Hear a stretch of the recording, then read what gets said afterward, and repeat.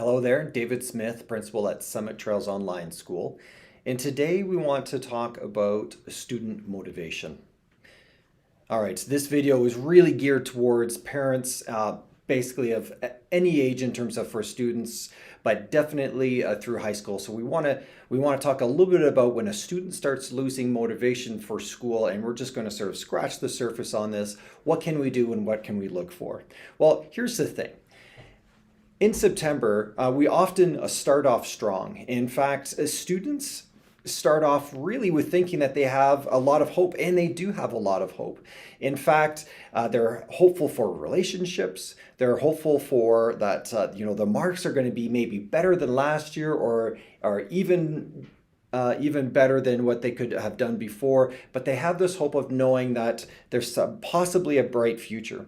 And then they maybe are thinking about the goals that they're going to achieve and what it looks like by the end of the year, possibly. But they have expectations. And this is tricky because they start off with expectations of themselves and expectations of the school that they're attending, maybe even expectations in their own just day-to-day life. And the tricky part with this is that when those expectations don't match up, what happens next and what happens to the hope? So in September, we often see that students are doing quite well. They're really moving forwards, trying to achieve what they can. And then they start down this little bit of a slippery slope. And so what can that slope look like? And I'm going to talk to you in the context of maybe online learning, but you can certainly use this for just everyday learning.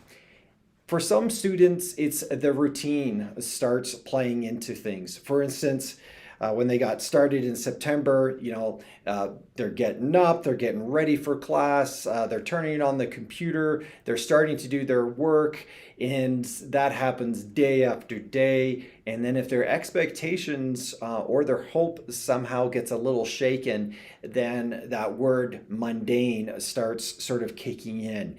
And the students can start thinking, is this all there is? Like, how am I going to do this day in and a day out? This is getting difficult. And so the same aspect starts kicking in. And so a student's motivation just on that alone can start knocking down. And then other things allure their attention. For instance, maybe there's a particular game that they're like, maybe I can do this. Or maybe they just start sleeping in more. Maybe it's avoidance. Maybe they're doing everything but starting their schoolwork or meeting with their teacher or whatever it is. But you start seeing the motivation sort of clicking down. And this is when we have to take a look to say, okay, what's going on? The thing with motivation and the research around it is quite interesting. In fact, over the last 20 years, I've seen a big influence on how we really do motivate students beyond relationships. So relationship is the number one way to motivate a child, and that is child connected with a teacher, child connected with a caregiver. But there are certain practical things that we can also do to help with that lack of motivation. So here's the thing. We hope that motivation is going to be intrinsic. That means it's something from within us that powers us to be able to keep on going. And when that intrinsic value starts to wane, then it gets really tough. And we just know this as human beings. So what are some things that we want to look at? Well, the research around mindset is pretty powerful. If you do get a chance, Huberman Labs out of Stanford has done some incredible work. So has Yale in terms of looking at mindsets. And so here's some of the research that we know. First of all, when a student has a belief that their intelligence can grow, that does help them move on to the next step. And here's what I mean. I don't know about you, but I have heard kiddos say to me before, I'm just not good at math. And they might just be in grade 5 at that time, and they've already decided that they're not good at math. Because somewhere in there, their belief of their own intelligence and the ability to grow that intelligence on that particular topic has stopped. Their mindset has now changed to say, now you're stuck here. So being stuck, having a fixed mindset is a big reason why motivation is going to halt and start to decrease. And we'll talk about what we can do to help that here in a minute. The next thing is relevance. Like just thinking, what is the relevance of what I'm doing right now? This is an age-old discussion. Even when I was in school, we're saying, why do I need to learn this?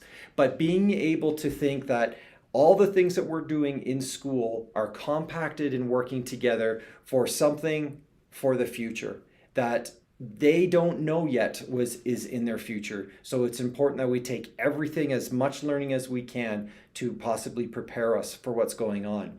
But if they don't see the need for it, motivation is going to drop.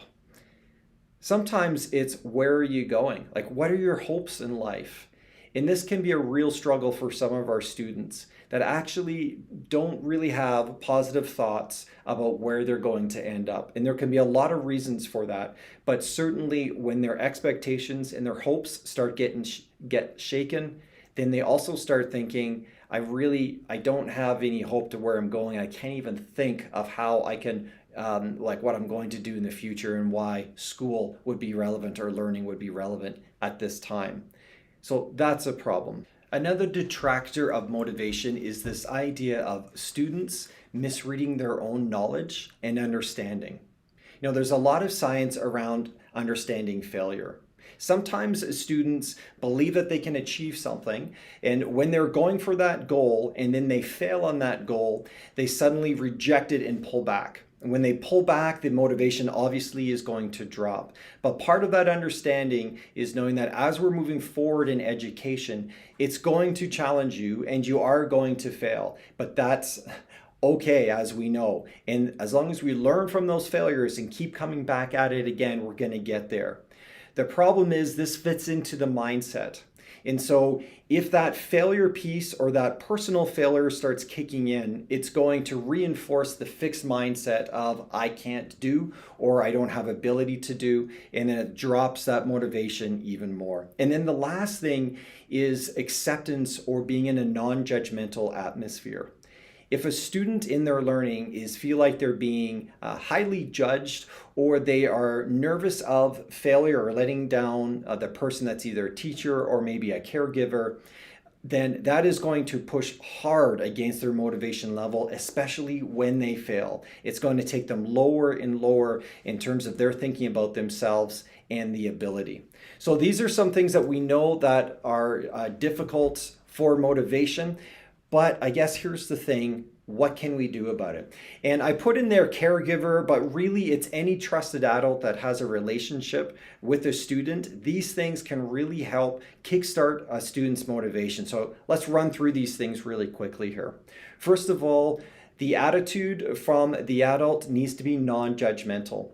So non-judgment doesn't mean that you're just hands off and you're basically saying, yeah, that's all good. Whatever happens, happens. That's not what it is at all. Really what we're saying is we understand where you're coming from and we're empathizing, but then we're helping them move forward.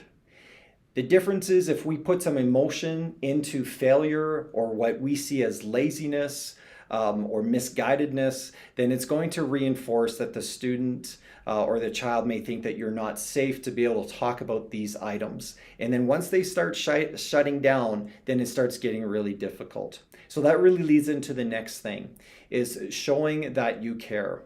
When we show that we care, it's really about those small things. It's the times that we stop and just say, how are things going? How are you feeling about school, rather than what mark did you get in this class as they're going through this. But just showing that element of care for your child. And I know you might think that this is like natural from a standpoint of, well, of course, we're the caregiver, we're the parent, we are going to show that we care. But the difference is the words that we use to show that there's no judgment with that care is going to go a long way. Another thing that you can do is ask how you can work together for accountability. So if a student is struggling to be able to, and I'll keep jumping on math here, keep moving forward on math, it's just having that discussion on okay, why do you think this is why are you having so much difficult with this? Is it too tough? Do you need a tutor? Can I help you with it? Like, start putting in some of those things to say, I'm here for you, but from a standpoint of working together. And then that accountability piece is not you necessarily checking up on them in terms of, hey, did you do your homework? Which sometimes is helpful for some students, especially if executive functioning is part of that. But that accountability of giving them some time and then coming back to it to say, okay, how are things going? Are you still struggling? But you constantly revisiting it from a positive point of view.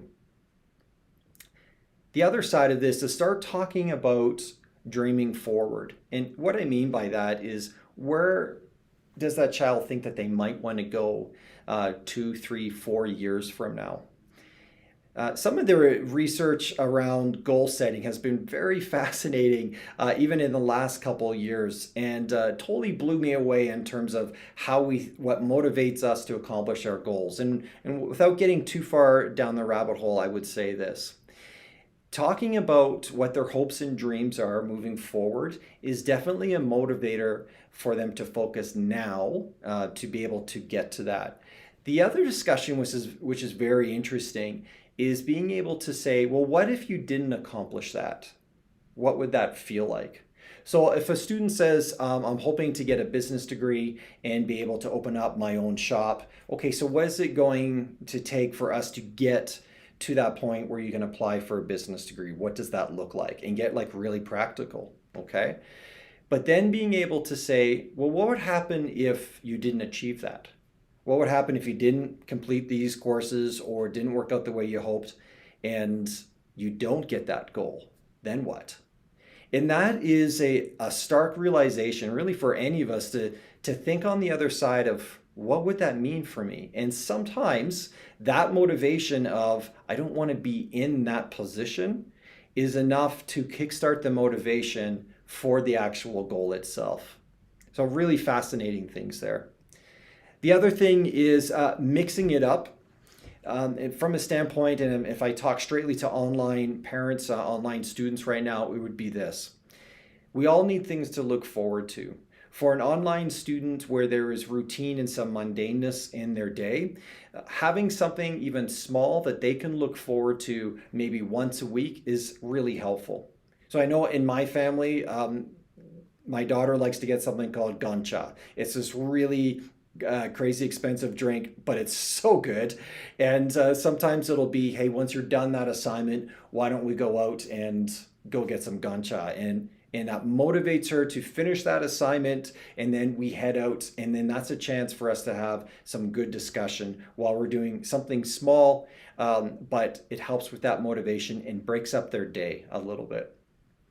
And then the last piece, and I'm really speaking to you parents out there, is try not to project yourself or your own expectations and hopes onto your child. The important thing here is that you're setting the environment for your child to grow. Not so much that you're setting the environment for what your hopes and dreams are for them. And I know that's difficult. And here's why. Your child will pick up very quickly that the expectations that you are pushing forward are really your expectations for them.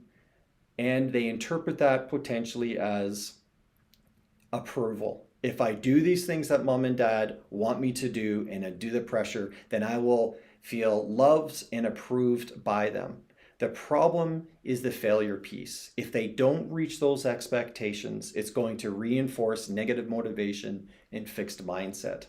So that's just something to think about as parents as we move forward. And man, there's not just one way to do this, as you know. It's tricky business. So thanks so much for joining me today on the science of motivation and thinking about your kiddos in this way. You can always contact me at davidsmith@rockyview.ab.ca.